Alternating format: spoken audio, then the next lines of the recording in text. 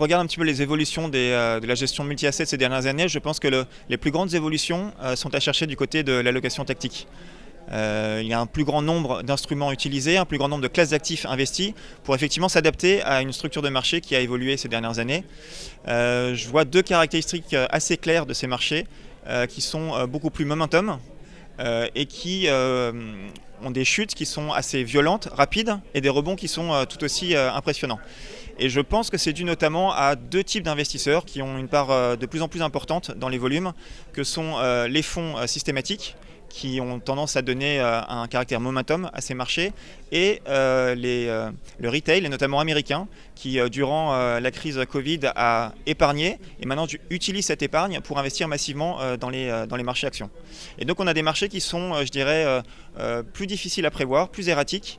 Je pense que la valorisation est un peu moins importante aujourd'hui sur ces marchés. Et donc on a des mouvements très violents.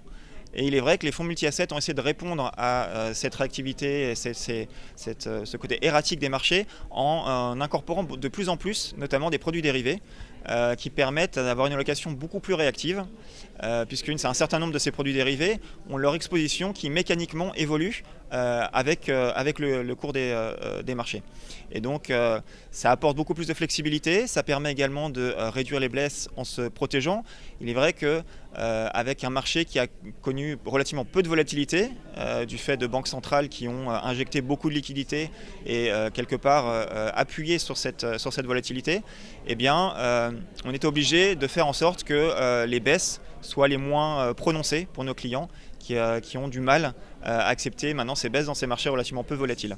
Et la bonne nouvelle, c'est qu'il y a aussi, ça crée de nouvelles opportunités en termes d'allocation. Le cash avant n'était plus une solution avec des taux négatifs. Elle redevient une solution de repli qui peut effectivement permettre de venir réduire les pertes en se reportant vers une classe d'actifs qui est une classe d'actifs qui peut être une classe d'actifs d'attente quand on n'est pas confiant sur les autres actifs risqués. Et encore une fois, ces produits dérivés, notamment les options, qui nous permettent de mettre en place des stratégies de couverture et donc de venir réduire en quelque sorte les pertes quand les marchés passent par des moments compliqués.